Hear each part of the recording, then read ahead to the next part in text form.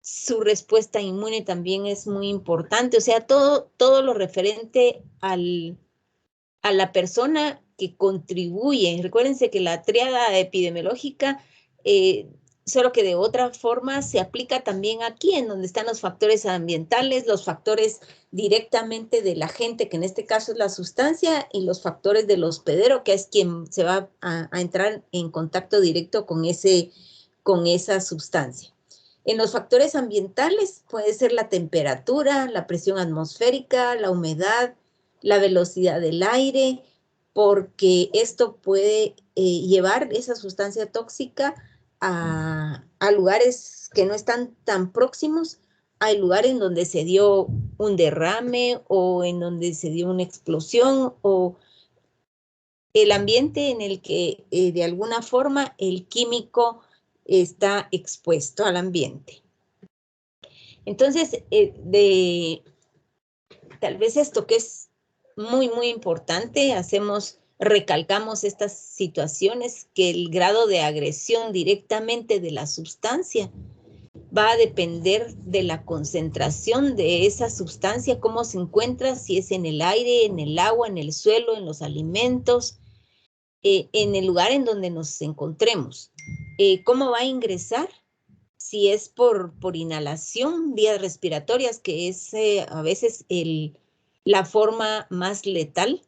El contacto, si es a través de la piel o de las mucosas, y hay que tomar en cuenta acá si existe alguna herida o no, si el compuesto es hidrofílico o es lipofílico, la ingestión, si es por vía digestiva, parenteral por alguna herida, también el tiempo en el que se está expuesto.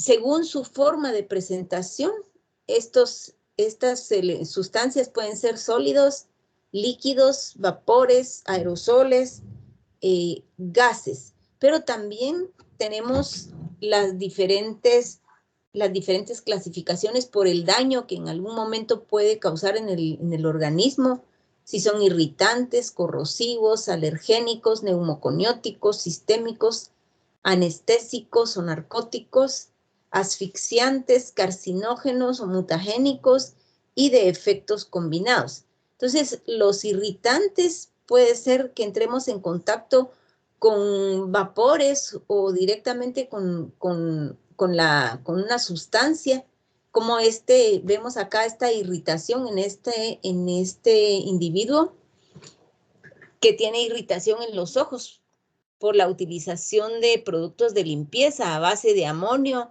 en un lugar cerrado, poco ventilado y en un día caluroso.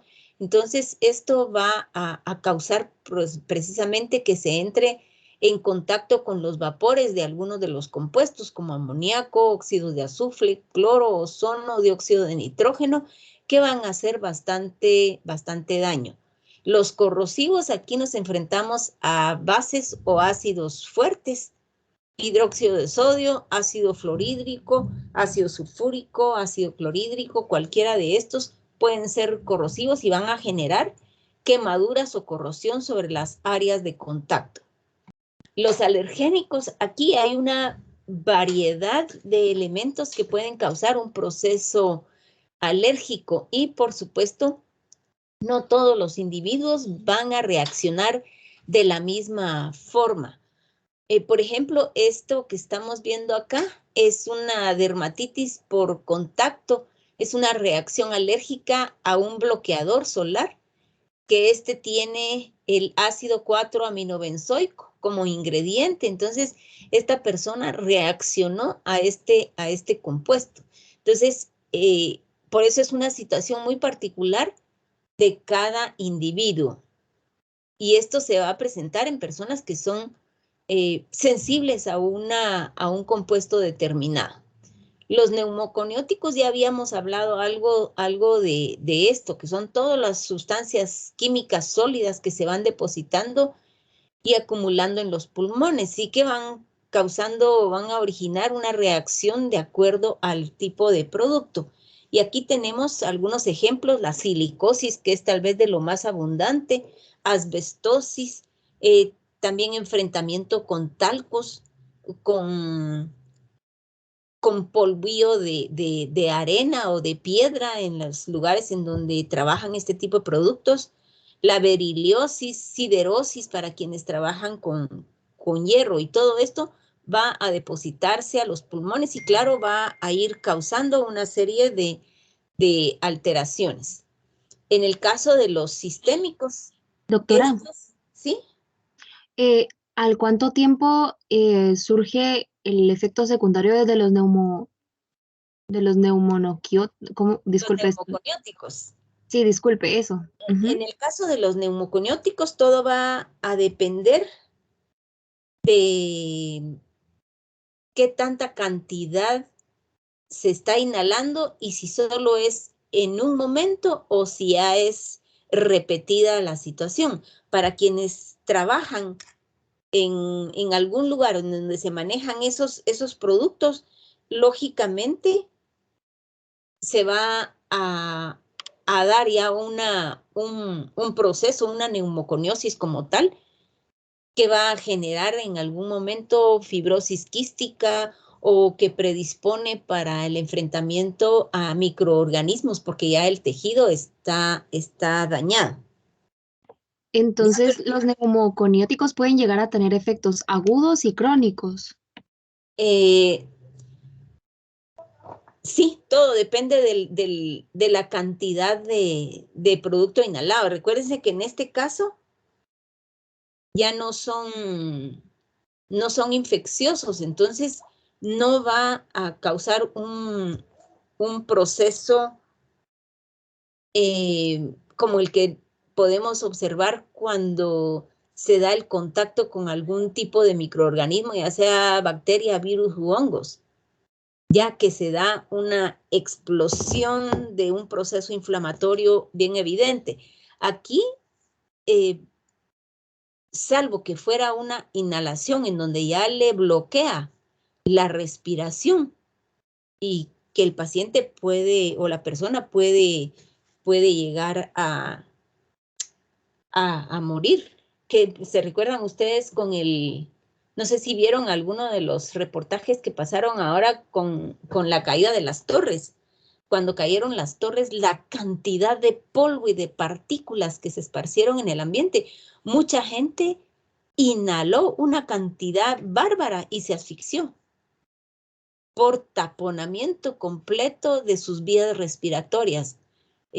Tenían la boca completamente llena y las fosas nasales igual. Entonces, era tal el proceso de inhalación que hubo bloqueo del ingreso de aire. Eso podríamos decir que es una situación, no sé si se le llamaría eso como un proceso agudo que llevó a la muerte a las personas.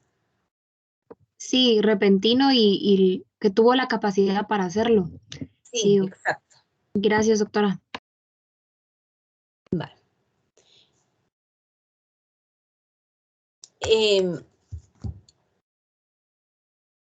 Vemos también los sistémicos que se distribuyen en el organismo de manera generalizada y pueden ocasionar alteraciones en diferentes órganos, pueden afectar a nivel del sistema nervioso central.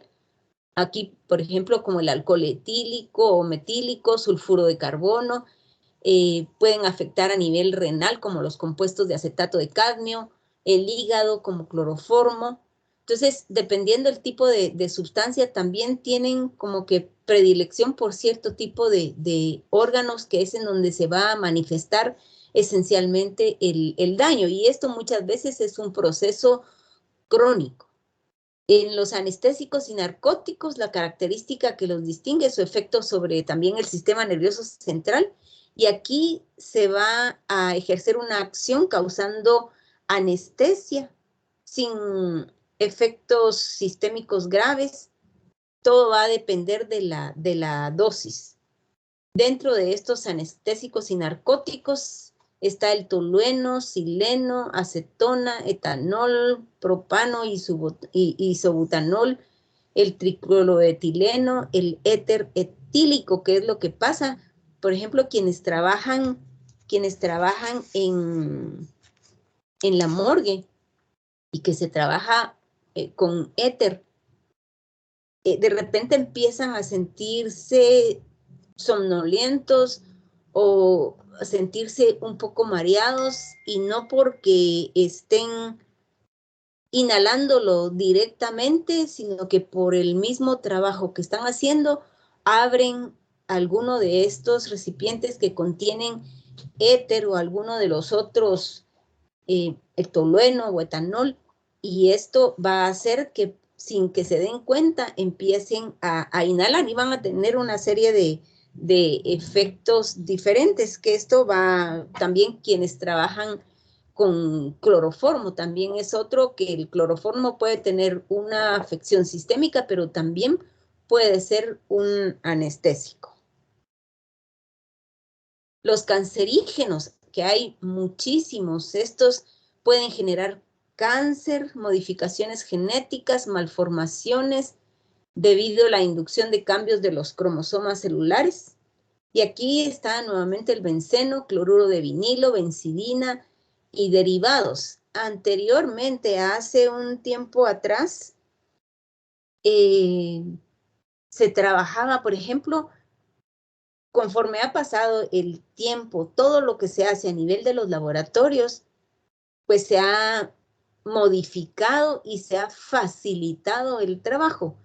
Pero antes se utilizaban muchísimo el benceno, benzidina, derivados de estos, y se utilizaba la benzidina para hacer una simple prueba de glucosa, ver los valores de glucosa en sangre. Se utilizaban una serie de tubos y para esto se utilizaba la benzidina.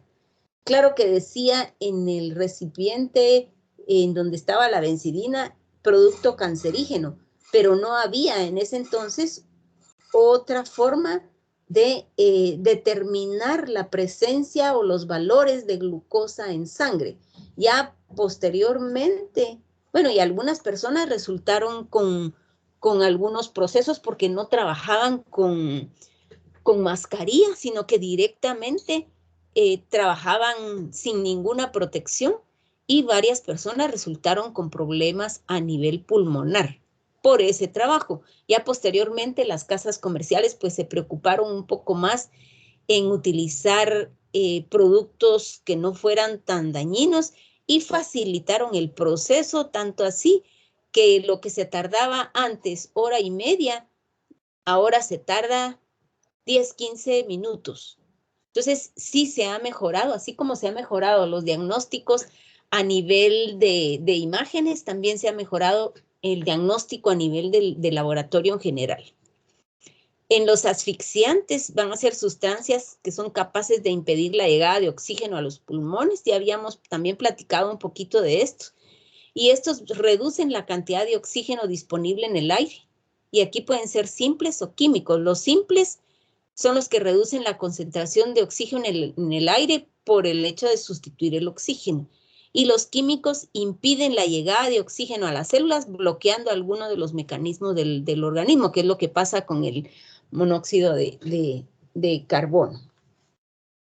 Existen efectos combinados, y dentro de los efectos combinados hay 3 casos especiales. El que es efecto simple, cuando un contaminante actúa sobre órganos distintos. Aquel que actúa tanto a nivel renal como a nivel hepático, por ejemplo. El efecto aditivo es cuando diferentes contaminantes actúan sobre un mismo órgano o sistema.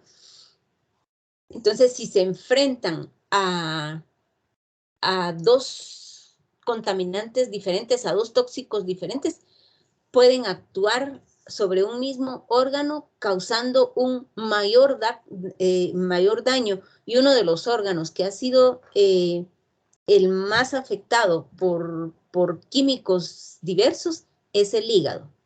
Y hay otro que es el efecto potenciador, que en este caso es cuando una o varias sustancias van a multiplicar la acción de otros, que es también es algo similar a lo que pasa en la naturaleza. ¿Se recuerdan cuando los compuestos primarios se mezclan con el vapor de agua y producen la lluvia ácida. Entonces, algo así ocurre en el organismo, por eso es tan importante, y esto se da mucho con el uso de diferentes medicamentos, que hay algunos medicamentos que si un paciente tiene una serie de afecciones y va con un médico especialista, y la mayoría de veces el médico especialista se fija en lo que le está pasando a su paciente a nivel cardíaco.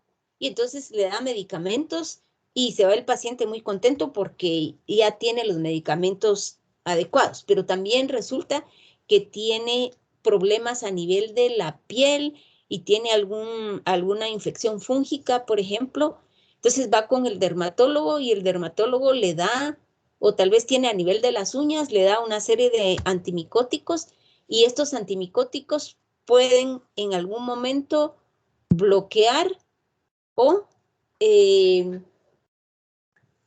multiplicar la acción de alguno de los medicamentos que le dio alguno de los especialistas que este paciente visitó anteriormente. Entonces, es muy importante que si les llega un paciente, es verlo como un todo, no como una parte, porque a veces se caen en los errores de no tomar en cuenta esas combinaciones que se pueden dar, ese antagonismo que se puede dar a nivel de medicamentos, y es lo mismo que puede pasar también con las sustancias químicas.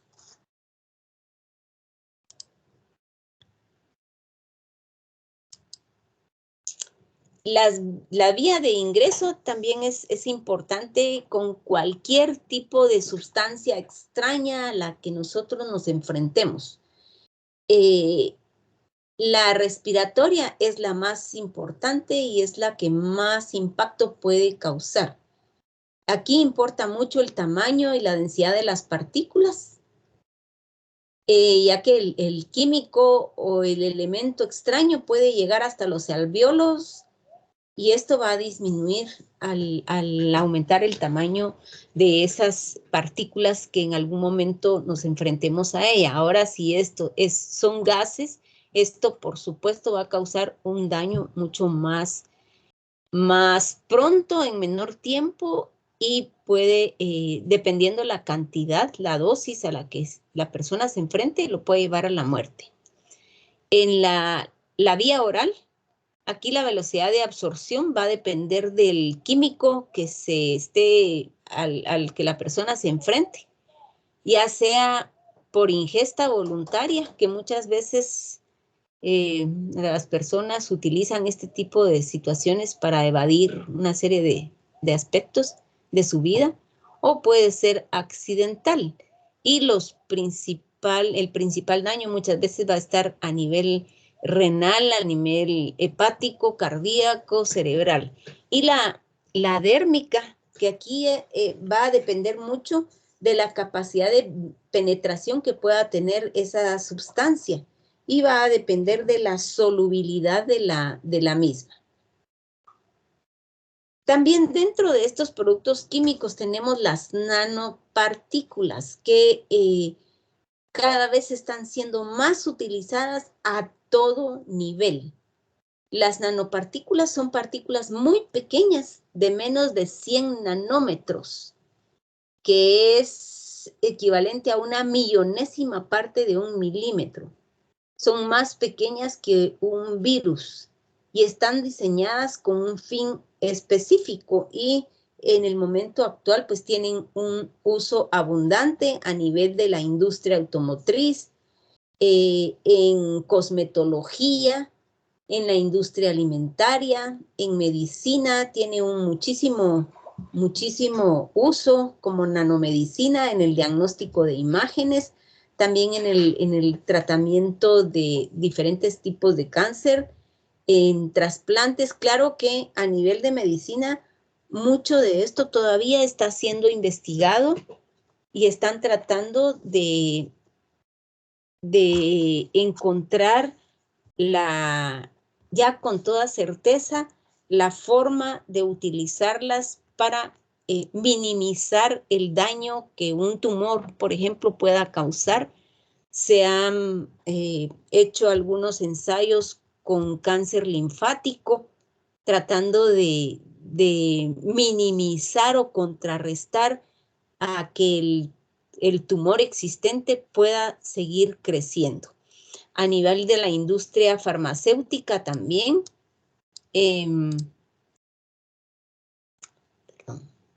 a nivel de la industria farmacéutica,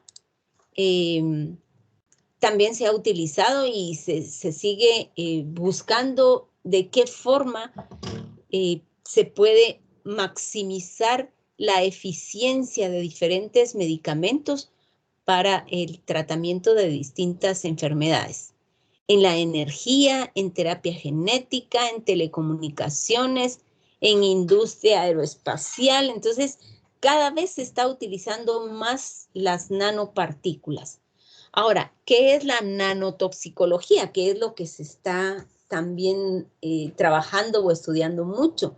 Porque se está viendo o se trata de entender todas las propiedades físico-químicas de las nanomateriales que están asociados con efectos biológicos nocivos, porque se sabe que las nanomateriales o las partículas grandes, por decir plata, la partícula grande de plata no va a tener el mismo impacto que una nanopartícula de plata, porque las nanopartículas van a tener la capacidad de atravesar membranas biológicas y llegar a lugares de nuestro cuerpo en donde las partículas macro no tienen la capacidad de llegar. Entonces, por lo tanto, van a causar una serie de daños a cualquier nivel de nuestro cuerpo. No hay una sola parte de nuestro cuerpo que no se pueda ver afectado por las nanopartículas. Entonces, la nanotoxicología trata precisamente de entender qué tan dañinas pueden ser estos nanomateriales. Los mecanismos de toxicidad de estas nanotoxinas pueden generar toxicidad principalmente por estrés oxidativo, por medio de la generación de radicales libres.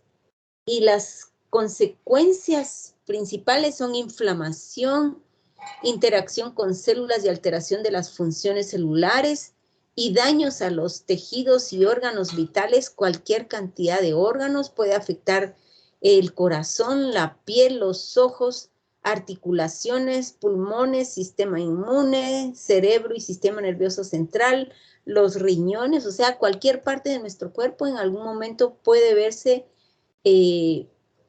dañado por las nanomateriales o nanotoxinas, como se les llama.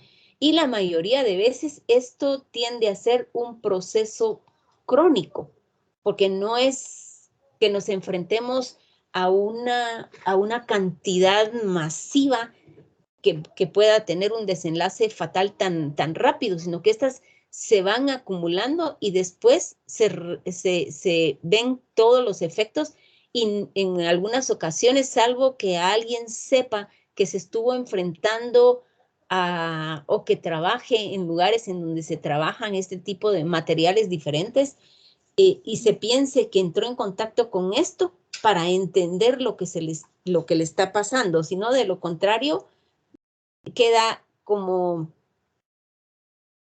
aquel diagnóstico de etiología desconocida, que se sabe que la persona tiene algo, pero no sabe exactamente qué o quién se lo causó.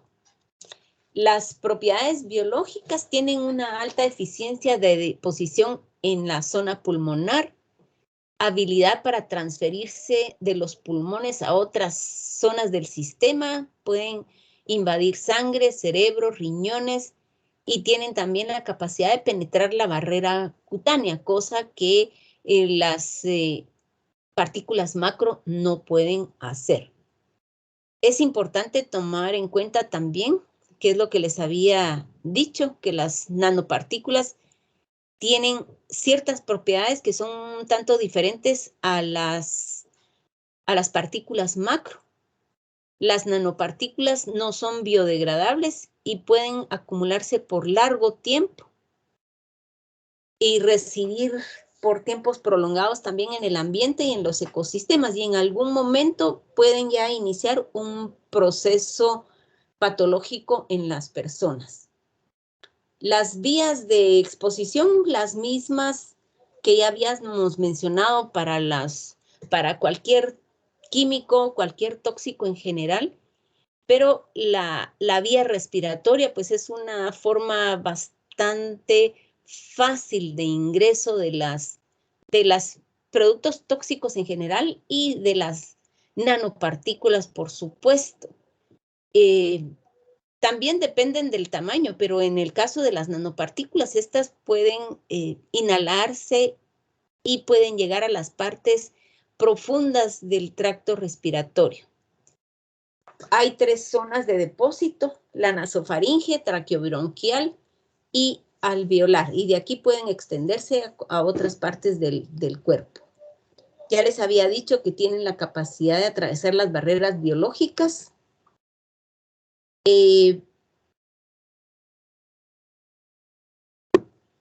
También la dérmica, que es poco probable, pero también tienen la capacidad de atravesar la barrera de la piel.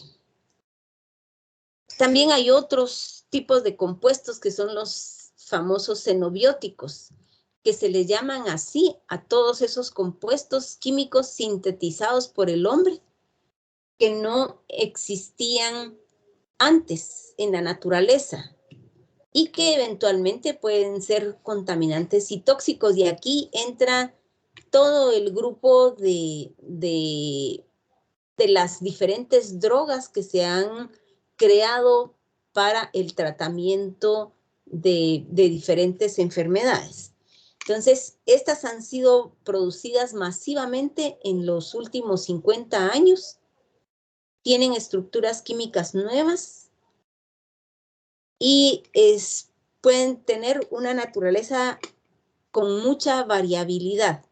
Pueden haber cambios y, por supuesto, tienen una serie de impacto en el ambiente porque son altamente persistentes. Eso quiere decir que si entran en contacto en el ambiente, van a permanecer por muchísimo tiempo, pueden ser años de años. Presentan el fenómeno de acumulación e incremento de concentración en la cadena alimentaria. Tienen escasa biodegradabilidad. Muestran estructuras complejas. Son tóxicos para plantas, animales, ecosistemas y seres humanos, y son de baja solubilidad en agua, generalmente. Entonces, el ser humano ha creado una serie de estos compuestos xenobióticos para tal vez facilitar de alguna forma la vida del ser humano. Pueden utilizarse para limpieza de superficies, para eliminación de superficies también, aparte de limpieza. Entonces, tienen una serie de usos, pero esto también los hace que sean bastante nocivos para el ambiente y para la salud de las personas. Y por último, dentro de este grupo que estamos viendo de sustancias que son dañinas para el ser humano, sin entrar todavía a todos los aditivos de los alimentos, son estos alteradores de la salud endocrina y reproductiva. No vamos a entrar a estudiar qué son las hormonas. Ya se sabe que tienen un papel muy importante en la regulación de una serie de procesos vitales en el desarrollo sexual, funciones metabólicas, desarrollo cerebral, crecimiento. Entonces, son muy importantes en nuestro cuerpo. Entonces, pero existen una serie de los que se conocen como alteradores de este tipo de alteradores hormonales. Y estos son todas aquellas sustancias que van a tener la capacidad de obstruir el adecuado desempeño de las glándulas endocrinas y, por supuesto, sus hormonas. Estos pueden interferir en la apropiada síntesis, secreción, transporte, unión, acción o eliminación de las hormonas de una forma natural, que son las responsables del desarrollo, comportamiento y mantenimiento de todas el funcionamiento del organismo. Ahora, ¿qué hacen estos alteradores? Se les conoce como senoestrógenos, estrogénicos e imitadores hormonales, entre otros. Son lo suficientemente parecidos a las hormonas naturales que lo que hacen es que van a ocupar su sitio en el tejido receptor y por supuesto van a causar una cascada de eventos que van a alterar mensajes, señales y las funciones fisiológicas básicas inherentes a cada una de las hormonas y van a imitar la función hormonal. Hay 4 mecanismos principales por los cuales estos alteradores van a ejercer sus efectos y que van a romper el equilibrio hormonal. Y estos son, por ejemplo, pueden causar un aumento o disminución en las hormonas tiroideas. T3 y T4 se pueden ver alteradas. También pueden bloquear la acción de las hormonas sobre los tejidos diana y pueden reemplazar a las hormonas en el torrente sanguíneo y por lo tanto en todos los órganos y tejidos. Entonces, causan una serie de alteraciones porque no van a permitir que se lleven a cabo las funciones para los cuales fueron creadas esas hormonas. Entonces, se van a tener una serie de alteraciones y que pues pueden causar una serie de procesos que van en algún momento a estar asociados a esterilidad o a algún proceso muy serio a nivel tiroideo, por ejemplo. Ahora, ¿cuáles son estos alteradores? Hay varios, es decir, hay una buena cantidad. Vamos a mencionar algunos de los más importantes. Y están el BPA, que es el bisfenol A, que el otro día se estaba platicando acerca de los productos plásticos o los envases plásticos con agua y que se quedan calentando en el carro o que se dejan ahí por varios días. Entonces aquí tenemos, estas son sustancias, los bisfenol A son sustancias que se utilizan en la fabricación de plásticos, también en las latas para envase de alimentos y aditivos de plásticos. Es un compuesto orgánico con 2 grupos fenoles. Entonces, en los plásticos, si ponemos atención, generalmente aparecen unos triángulos o unos números, en donde está, si tienen el número 2, 4 y 5, dice que no hay ningún problema, se pueden utilizar y no hay riesgo. Si tienen el número 1 y el 7, hay que tener cuidado. Y si tienen el número 3 y 6, esos son altamente dañinos. Entonces, hay que tener mucho cuidado y siempre se puede revisar en la parte de abajo de los envases cuál es el número que tienen y entonces ya sabrán ustedes qué tanto daño en algún momento pueden causar. Otro producto es la dioxina, que este es un derivado de la producción o quema de papel, basura, metal o plástico. Estas son sustancias químicas que se forman en procesos industriales cuando el cloro o el bromo se queman en presencia de carbón u oxígeno. Pueden afectar las hormonas sexuales masculinas y femeninas. Tienen un fuerte impacto en la función tiroidea y en el sistema inmune y también son carcinógenos. Entonces, esta dioxina hay que tomarla en cuenta también. También está la atracina. Esta atracina, que es un herbicida y que se ha vinculado con tumores mamarios, con retardo en la pubertad en los hombres y mujeres, inflamación prostática y cáncer de seno y próstata. También altera la función tiroidea, emula la función del estrógeno y aumenta los niveles de cortisol. Se prepara a partir de cloruro cianúrico. Entonces, hay quienes utilizan esta atracina como un herbicida para eliminar las hierbas que están mezcladas con los cultivos. Entonces, esto es muy importante porque los cultivos puede quedar este producto en los cultivos y posteriormente son consumidos por las personas. Y luego están los talatos, que es un grupo de compuestos químicos empleados como agregados a los plásticos para aumentar su flexibilidad. Estos afectan las hormonas sexuales, principalmente en el hombre, y se relaciona también con irregularidades en la función tiroidea. Y por último, en este grupo están el perclorato, que se encuentra en forma de cristales o en polvo y se emplea para fabricar sustancias explosivas, fuegos artificiales, municiones militares como granadas. También para fabricar fósforos, tintes, caucho, aceites, lubricantes, infladores de bolsas de aire para automóviles, bengalas para señalización vial, sustancias químicas de cloración de piscinas, pintura, esmalte, fertilizantes. Compite con el yodo, como resultado altera el balance hormonal tiroidea. Entonces, si se fijan, nos enfrentamos a una serie de sustancias y por desconocimiento muchas veces podemos tener un enfrentamiento cercano y constante con este tipo de elementos que nos pueden causar una serie de alteraciones. En algún momento puede ser alguna situación mucho más seria.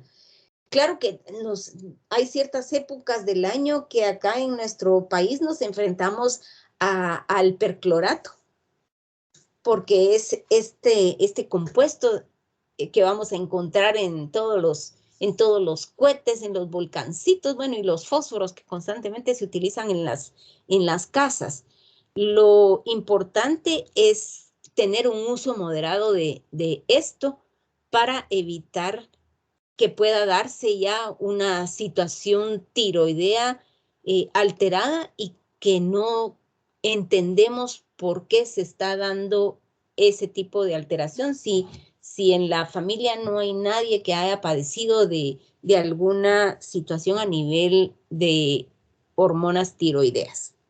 Creo que esa es la última. Bueno, entonces viene la fase de preguntas, que eso es lo que a mí me gusta. Doctora, tenía una pregunta con lo de perclorato. Más que todo, estos niveles también aumentan. Bueno, ahorita ya viene la época de Navidad, entonces, como bien dice usted, son los cohetes y todo. Es la cantidad de esta sustancia aumenta en el aire. Por consiguiente, eso también aumentaría la incidencia de los casos que vemos de intoxicación por ese tipo de compuestos químicos. Eventualmente sí, pero lo que pasa es que recuerde que no es de todos los días, porque si todos los días nos estuviésemos enfrentando a eso, definitivamente va a causar un gran daño en las personas, y ya no solo va a ser el daño del compuesto en sí, sino que va a ser por la inhalación de todas las partículas que se van a la atmósfera y que son parte de la formación de la capa sucia, del famoso smog. Entonces, si esto se diera ya de manera regular, habría muchos problemas, no solo tiroideos, sino que también a nivel respiratorio. Pero principalmente los problemas respiratorios, los problemas tiroideos se dan en quienes trabajan directamente con ese tipo de productos, son quienes están más expuestos, quienes están trabajando directamente con la pólvora y armando todos los cohetes o los volcancitos, porque ellos están más directamente con el compuesto. Muchas gracias, doctor. Bueno, entonces vamos a platicar un poquito acerca de lo que vimos el día de hoy. A ver, Carlos Humberto Acevedo.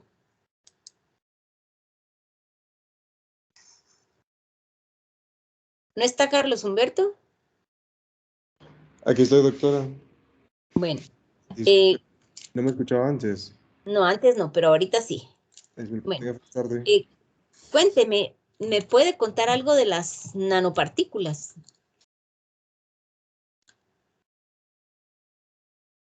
¿Me repite la pregunta? ¿Nanopartículas? ¿Sí? ¿Qué son las nanopartículas? Bueno, creo que el tamaño de una nanopartícula son 100 nanómetros, ¿es correcto? Menos de 100 nanómetros, ¿sí? Ok. Bueno, ¿qué más? lo demás, pero estaba leyendo también que ahorita que se pueden usar para transportar anticuerpos. Eso se usa propiamente en el campo de la salud. Ajá. Ajá, bueno, eso es lo que le podría decir la verdad, doctora.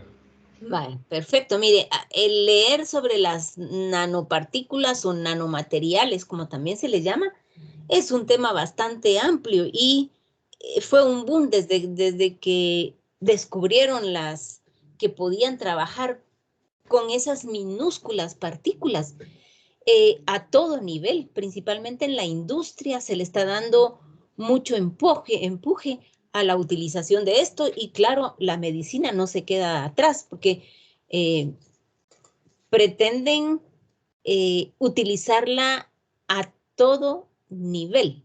Entonces, claro, hay muchos estudios que están ahorita en estudios que no han salido a la luz su utilización, pero sí en todo lo que son imágenes, ahí sí se está utilizando muchísimo y ha estado siendo utilizado también en el tratamiento contra cáncer.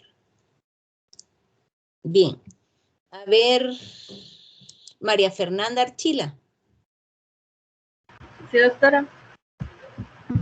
María Fernanda, cuénteme, ¿qué son los xenobióticos?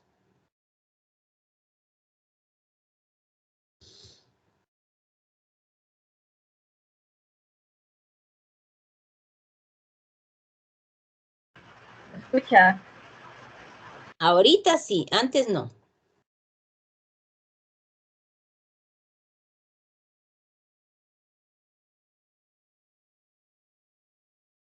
Lo siento, es que está lloviendo muy fuerte aquí en mi casa.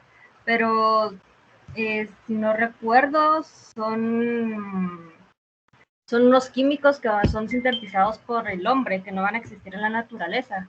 Ajá. ¿Sí? Y que últimamente, en los últimos años, si no estoy mal, los han producido como que más.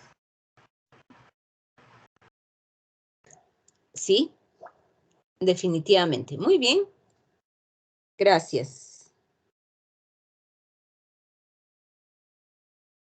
Natalia María Castillo.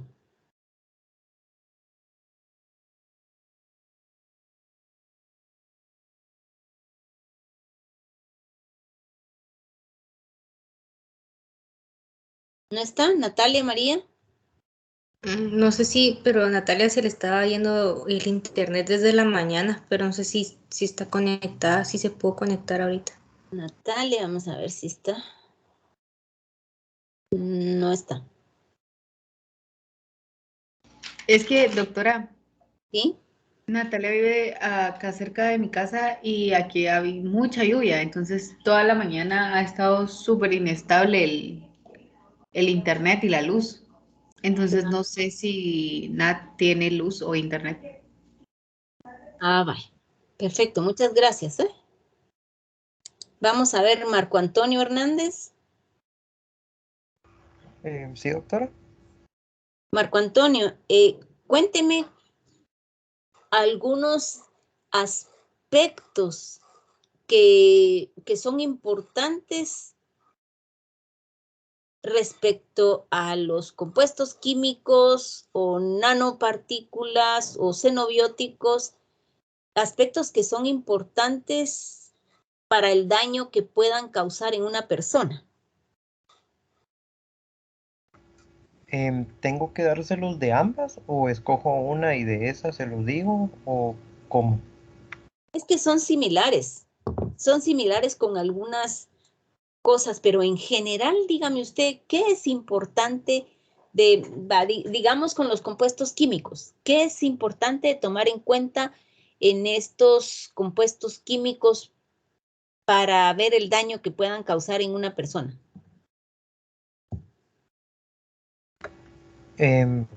Podría ser básicamente su estructura, porque por ejemplo las nanopartículas tenían la capacidad de atravesar barreras biológicas y poder ingresar a lugares en los que podrían tener alteraciones importantes. Muy bien, excelente. Dejémoslo ahí. A ver, Luis Pedro. Luis Pedro Estrada. Sí, doctora, aquí estoy. A ver, usted continúe. Ya dijo que las nanopartículas por el tamaño pueden llegar a partes bastante pequeñitas de nuestro cuerpo. También pueden alterar como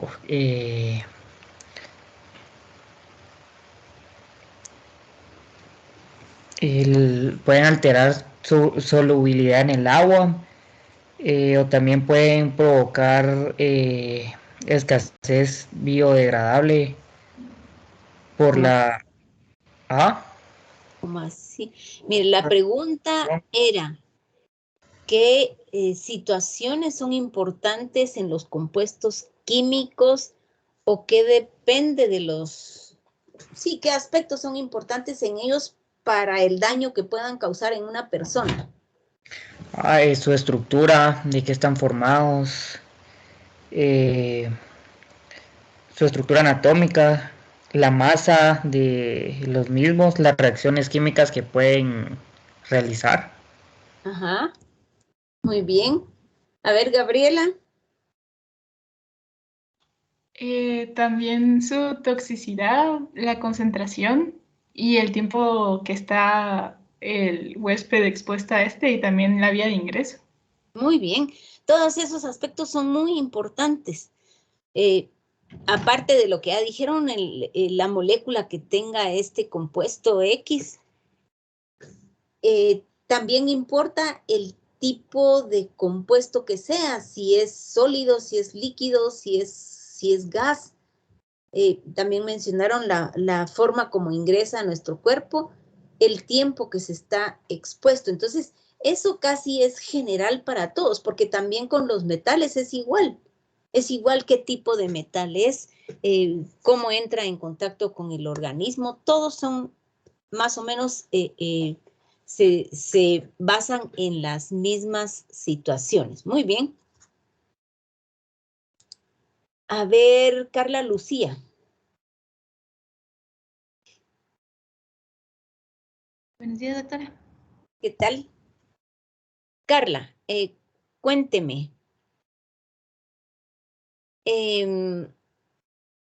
Hay algunas características que tienen los xenobióticos,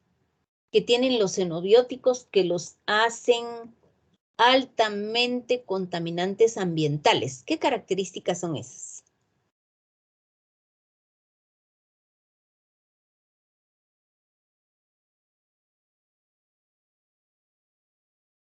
¿Se recuerda?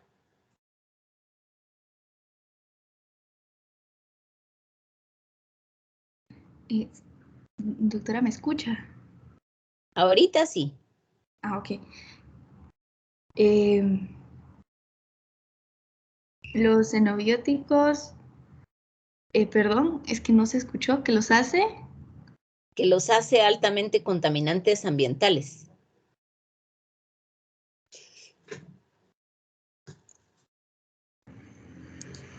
No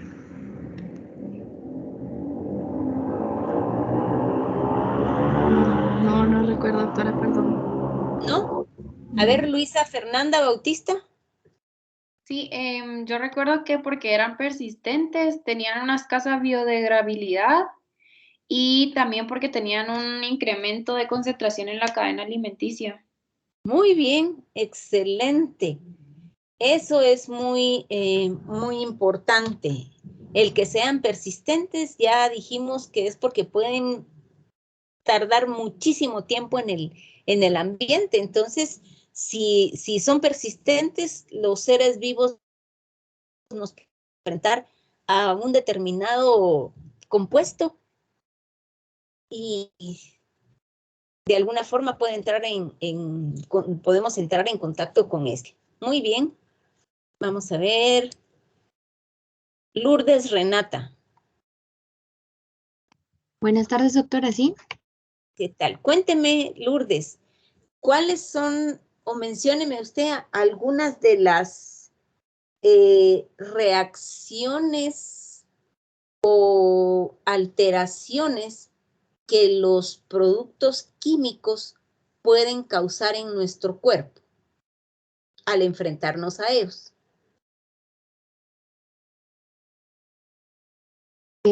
Sí, los efectos pueden ser efecto simple, efecto aditivo, efecto potenciador o sinérgico. Ajá. El efecto simple es el contaminante que solo pues, va a actuar en órganos distintos. El aditivo, pues, van a actuar sobre un sistema o sobre un mismo órgano. Y el potenciador, o también llamado sinérgico, sucede cuando varias sustancias se van a multiplicar por la acción de otros. Muy bien. Ahora, además de este tipo de efectos que pueden causar directamente al ser llevados a la parte interna de nuestro cuerpo, hay una serie, dependiendo del compuesto al que el ser humano se enfrente, así le puede causar una serie de alteraciones. Ah, sí, sí, sería corrosivo, irritante, alergénicos, neumonoconióticos, sistémicos, y bueno, yo creo que solo esos. Sí, muy bien. Excelente, excelente. Bueno, ¿quién contestó ahorita? Lourdes, doctora. Lourdes, siempre. Ah, vaya, yo pensé que había sido alguien más. Muy bien, perfecto. A ver, Adriana María. Sí, doctora. Adriana, cuénteme un poquito acerca de estos neumoconióticos.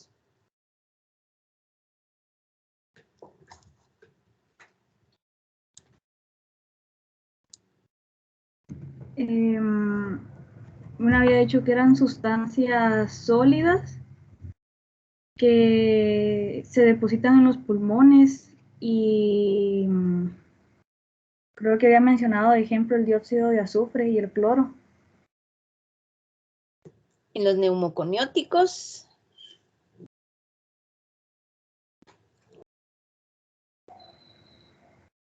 En los neumoconióticos se mencionaron otros. Son partículas sólidas, como la silicosis y exactamente, talcos y beriliosis. Exactamente. Sí. Así como estos, que son sustancias que se van a ir a depositar a los pulmones y que como consecuencia van a causar una serie de alteraciones.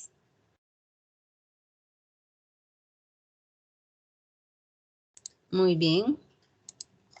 En los corrosivos, ¿qué me pueden contar de los corrosivos? Dígame.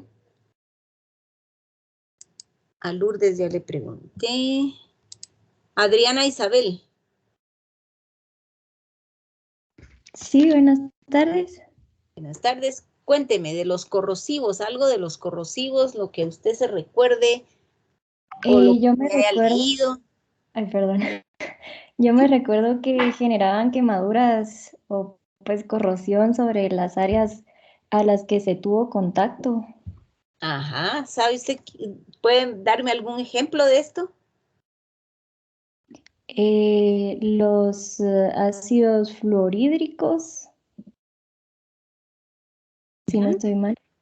Sí. Hidróxido de sodio y no me recuerdo del otro. Sí, mire, todas las sales fuertes o ácidos fuertes que ustedes, bueno, ustedes ya trabajaron en química o la pasaron en pandemia. La pasamos en Sí, pandemia. pero sí Como trabajamos. 2 meses en presencial. Sí, trabajaron algo. Sí, doctor. Ah, vale. Bueno, entonces por lo menos ya conocieron el laboratorio de química y ya saben que hay una serie de olores que normalmente no se van a sentir en otro tipo de laboratorios, porque ahí se manejan una serie de compuestos químicos y muchos de ellos son corrosivos. Todos estos bases fuertes, ácidos fuertes, cuando los trabajan tienen que ponerse una mascarilla especial y además se trabajan en una campana especial. Sí se dieron cuenta de eso, ¿verdad?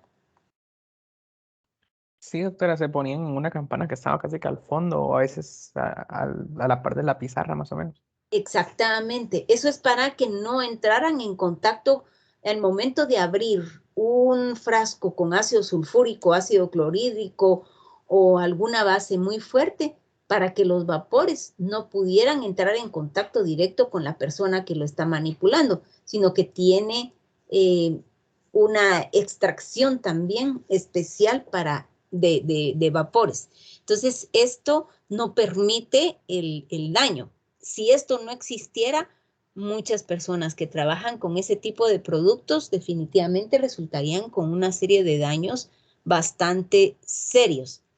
Entonces, con estos corrosivos ya dijeron que puede ser quemaduras con cualquiera de estos. Ahora también, aparte de los corrosivos, están los irritantes. ¿Quién me puede hablar un poquito de los irritantes?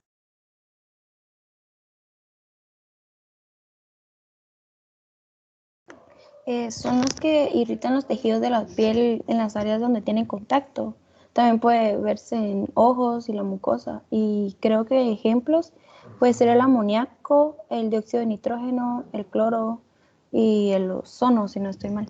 Exactamente, así como vimos los ojos irritados de esta persona por trabajar tal vez más directamente con estos productos en un área cerrada. Entonces hay que tomar esto en cuenta porque nos puede pasar.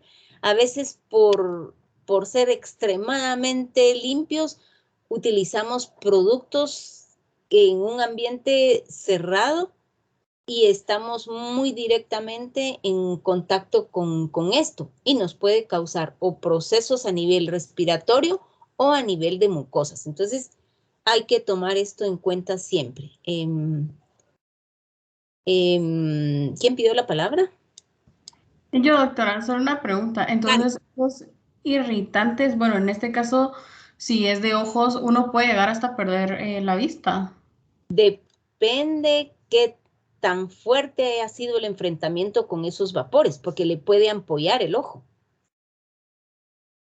Son quemaduras directamente a nivel ocular.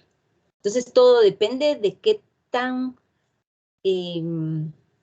tanto haya sido el tiempo que se enfrentó a eso y si fue un poco más directo. ¿Ya? Gracias, doctora. Bueno. Bueno, vamos a ver, creo que tal vez la última pregunta, Tania Vanessa.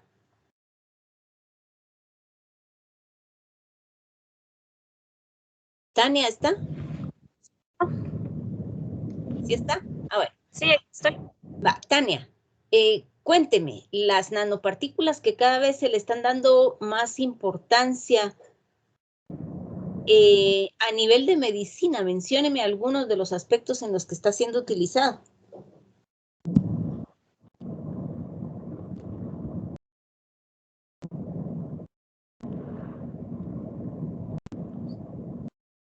No sé si está hablando, pero no le escucho. Sí, serían por diagnóstico de imágenes. Ajá.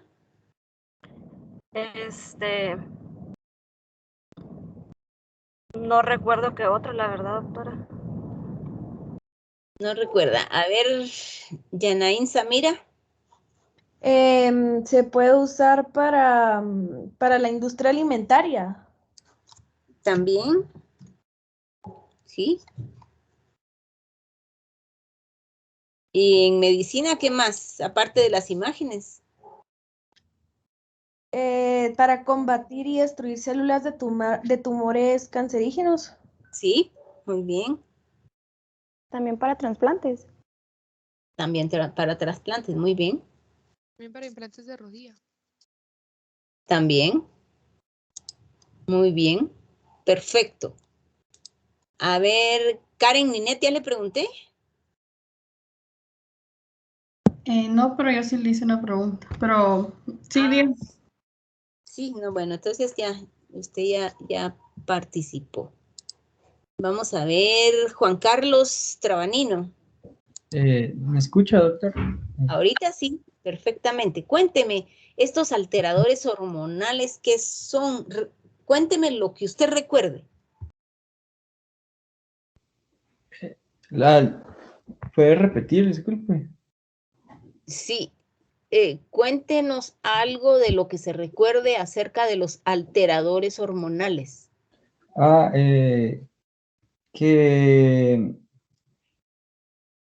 ¿Cómo se llama? Tiene la capacidad de obstruir el adecuado el desempeño de las glándulas endocrinas y sus hormonas. Y que llegan a interferir la apropiada síntesis, secreción, transporte y no me acuerdo de las hormonas, no me acuerdo de las otras cosas, pero de las hormonas naturales del cuerpo. Exacto, definitivamente. ¿Y se recuerda usted de alguno de ellos? ¿De alguno de los alteradores? No, disculpe. ¿No? Bueno, No me acuerdo. ¿quién se recuerda de los alteradores? El bisfenol A y la dioxina, por ejemplo. Ajá, muy bien. Y esos, ahorita que mencionan el BPA, ¿qué son esos? ¿Qué importancia cree que tienen en nuestra actividad diaria?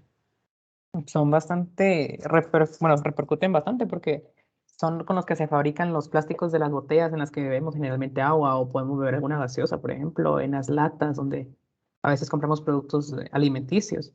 Y pues ahí es bastante importante porque cuando vemos, como usted nos explicaba, podemos ver como que el numerito que trae la botella o un producto enlatado para saber qué tan dañino o pues qué tanta repercusión puede tener en nuestro organismo el consumir el producto que se encuentra en ese emplasticado o en ese enlatado. Muy bien. ¿Alguien se recuerda cuáles son los numeritos que tienen y que si están esos números podemos utilizar ese producto plástico sin ningún problema? Doctora. Sí. Yo me acuerdo que el 2, el 4 y el 5 eran usables para las personas. El 1 y el 7 más o menos, y el 3 y el 6 sí no eran utilizables. Sí, esos son los de mucho riesgo y entonces si tienen precisamente, así como se utiliza una botella plástica y tiene el número 3 o el 6 y se queda en el automóvil y hay un día caluroso, eso va a hacer que estos compuestos se vayan al agua y cuando se tomen el agua van a tomar parte de estos alteradores, de estas sustancias que van a ser dañinas para el organismo. Entonces hay que tener mucho cuidado porque plásticos siempre estamos utilizando y muchas veces por la facilidad de no estar llevando trastes plásticos de nuestra casa, compramos lo que tengamos a la mano y no le ponemos atención en esos numeritos que pueden ser muy importantes. Y por supuesto siempre los ponen, pero los ponen chiquititos en la parte de abajo. Hay quienes, el número 2, 4 y 5, esos van a estar más grandes, pero cuando es el 3 y el 6 a veces los ponen, pero unas cositas insignificantes para que no los veamos mucho. Bueno, todavía tenemos, nos quedan 20 minutos. Bueno, con 20 minutos les puedo hablar un poquito del otro tema, porque el día viernes difícilmente me va a dar tiempo de hablarles de algo, pero les voy a pasar de una vez la lista, la asistencia. Lisa Fernanda. Presente, doctora. Gracias. María José Álvarez. Presente, doctora. Marlene Giselle. Presente, doctora. Adriana Yulisa. Presente, doctora. Gracias. Jorge Andrés. Presente, doctora. Melanie Elizabeth. Presente. Gracias. Fernando André. Presente, doctora. Gracias. Luis Miguel de León. Presente, doctora. Gracias. Marcos Alfonso. Presente, doctora. Gracias. Ana Patricia García.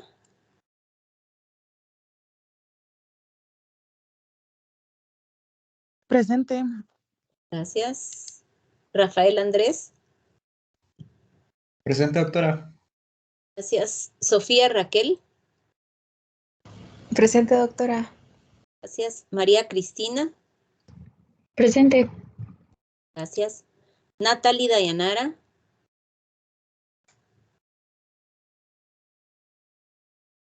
Natalie Dayanara. Presente, feliz día. Gracias igualmente. José Pablo. Presente, doctora. Gracias. Arturo José. Arturo José Monsanto. Él estaba teniendo problemas con su señal, doctora. ¿Sí? Gracias. Tania Vanessa. Tania Vanessa ya le había preguntado, ¿verdad? Adriana María Morales.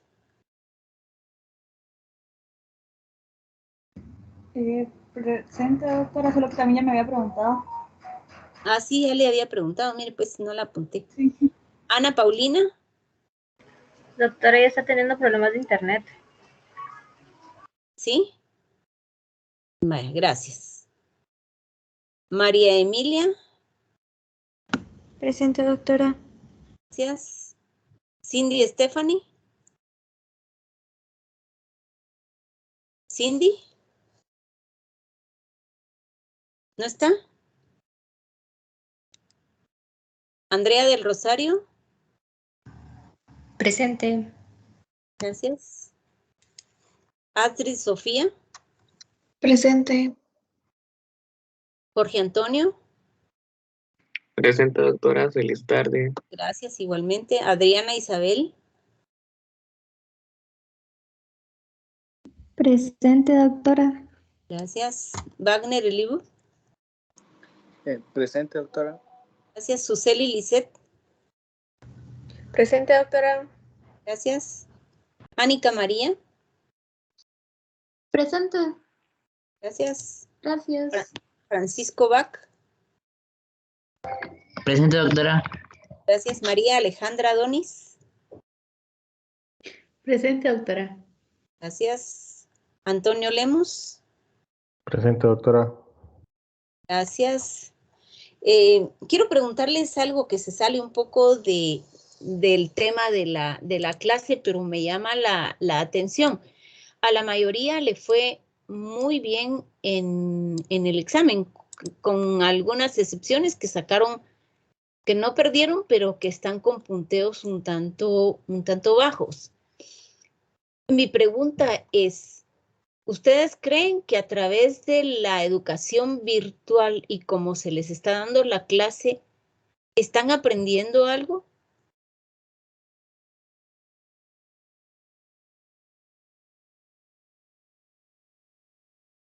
Yo pienso que sí. Yo también pienso que sí. ¿Sí? Yo sí considero que sí. Es que como doctora. igual creo que en presencial sería leer el tema antes de la clase y ya en la clase pues uno ya comprende conforme la explicación de ustedes, entonces yo consideraría que sí. ¿Sí cree que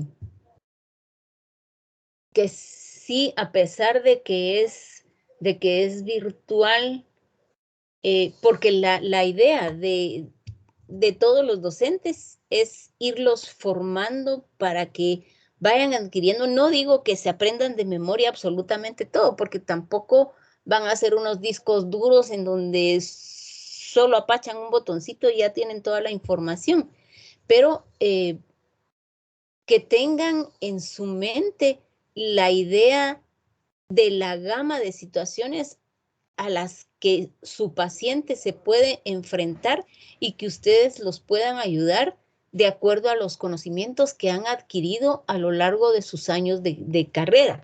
La idea es que su objetivo o su meta no sea simplemente pasar un curso, sino aprender a través de lo que se les da en ese curso determinado. A veces se piensa, este es un curso de relleno que no me sirve, mejor deberían poner otro curso que me permita como que formarme mejor desde el punto de vista para ser un médico de excelencia.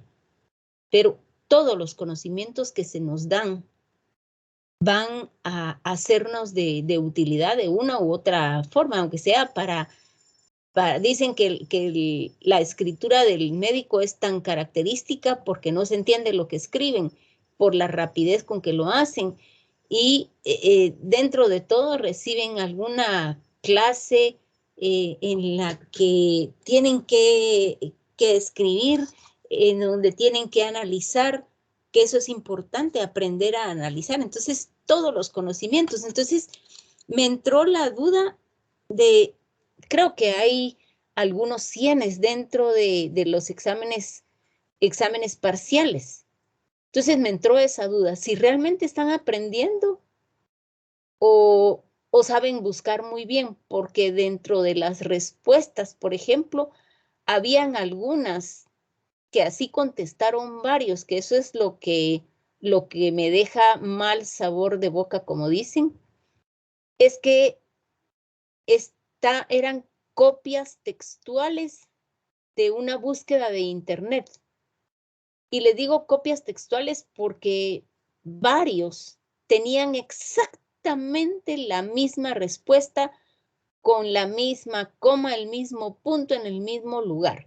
Entonces, eso no creo que se lo hayan aprendido de memoria para que hayan respondido exactamente todos de la misma forma. Que se pasan las preguntas también es cierto, pero lo importante dentro de todo, lo que a mí me interesa es que aprendan y que no se acostumbren únicamente en buscar, porque de todos modos su búsqueda no era la respuesta adecuada, era una mínima parte de la totalidad de la respuesta.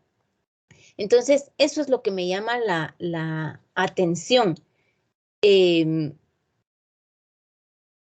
tratar de no perder puntos, aunque sea búsqueda de internet. No se les puede evitar que lo hagan porque ustedes tienen la libertad de que están en su casa y lo pueden hacer definitivamente para no perder los puntos, pero no sé, la conclusión de esto es que aprendan la verdad. Y a mí me gustaría que si en algún momento no se sienten con la fortaleza de un tema X y quisieran que se tocara desde un punto de vista diferente, probablemente que ustedes hagan investigaciones de un punto determinado o se le encuentra otro mecanismo que les permita a ustedes encontrar respuestas a sus interrogantes que pudiesen tener, pues lo podemos hacer. Mi objetivo es que aprendan, definitivamente. Y este curso es bastante sencillo, aparentemente no es tan cargado. Son cosas importantes porque por lo menos que les quede la idea de que hay tantas cosas que pueden impactar al ser humano y muchas veces no podemos como que con una varita mágica saber, bueno, este paciente lo que tiene es que se intoxicó, pero ¿con qué? Los antecedentes, la historia del paciente les podrá dar esas respuestas. O este paciente lo que tiene es un proceso infeccioso.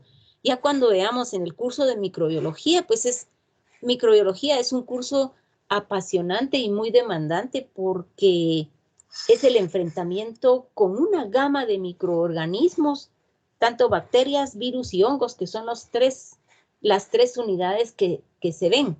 Entonces, aquí solo vemos algunas de las muchas patologías que por contaminación ambiental se pueden dar en el ser humano.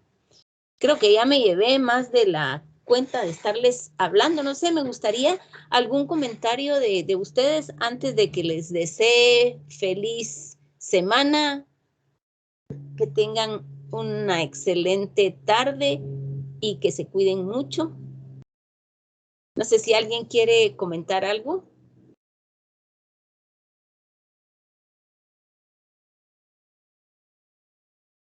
¿Nadie comenta? Yo creo que sí estamos aprendiendo, doctora. Creo que cada uno tiene su manera de aprender. Y creo que usted nos da herramientas, por ejemplo, lo de presentar en grupo es una herramienta para poder aprender. Aparte que después de, usted realiza como una puesta en común, después de dar el tema, hace preguntas para la realización de una puesta en común, que creo que también ayuda, porque muchas veces a lo mejor no sabemos contestar, pero cuando hay retroalimentación de los demás, creo yo que se nos queda de una mejor manera. Pero yo no creo que, yo creo que sí estamos aprendiendo, o bueno, por lo menos yo creo que sí estoy aprendiendo. Pues muchas gracias, Lourdes. Espero que los demás también. Sí, doctora, también siento que estoy aprendiendo. O sea, yo en mi parcial no me fue como que con 100, ¿verdad? Pero yo lo hice a conciencia y con lo que yo sabía, ¿verdad? Entonces, pues yo siento que sí estoy aprendiendo y tratando de absorber lo mejor posible la información que nos está dando. Y aprecio mucho las técnicas que usted hace, ¿verdad? Porque no todos los catedráticos lo hacen. Qué bueno, me alegro mucho. Así que les agradezco también el aporte de ustedes hacia el curso, porque en algunas oportunidades ustedes aportan con lo que han leído, con lo que han vivido, experiencias cercanas que han tenido, y eso también enriquece el contenido del curso. Así que muchas gracias a ustedes también. Bueno, los dejo acá para que tengan unos minutos más de relax antes de comenzar con el otro curso. ¿Sí? Perdón, yo solo quería aportar algo, pero no se me encendía el micrófono. Yo considero que sí estamos aprendiendo porque además de lo que usted nos da aquí en clase, también nos proporciona como los documentos para que nosotros tengamos todos en sí una idea en común, o sea, de los temas, ¿verdad? Para que uno no esté perdido y el otro, o sea, uno tenga un concepto y el otro concepto. E incluso creo que también se enfoca mucho que antes de los exámenes parciales todos establezcamos, por ejemplo, las mismas ideas y para aterrizar un tema, y creo que eso es bastante importante. Cuando hablábamos, por ejemplo, esto del efecto invernadero, del calentamiento global, creo que eso fue también bastante como importante, porque a la larga sí usted se enfocó bastante en que nosotros entendiéramos las diferencias y aclararlas bien. Además de eso, también considero que los exámenes en sí vienen bastante apegados a lo que usted enseña, entonces eso sirve bastante. Y conforme los ejemplos que usted va dando en clase, algo que a mí me gusta es bastante eso, porque nos está dando la teoría, pero a la misma vez pone ejemplos que se están aplicando en la vida real, ¿verdad? Como noticias que salieron, aportes de artículos. Entonces creo que es bastante bonito aplicarlo así, porque muchas veces la teoría uno la puede saber, pero si uno no en sí entiende la práctica, creo que no puede como que anclarlas. Entonces, anclar esa parte de aplicado a la realidad y la teoría creo que es bastante, digámoslo así, beneficioso para el aprendizaje. Muy bien, muchas gracias, José Pablo. Muchas gracias. Bueno, les agradezco sus comentarios y ahora sí que tengan una linda tarde y una excelente semana. Nos platicamos el viernes. Espero que estén ya preparados los primeros 2 grupos que van a presentar. Cuídense mucho. Gracias.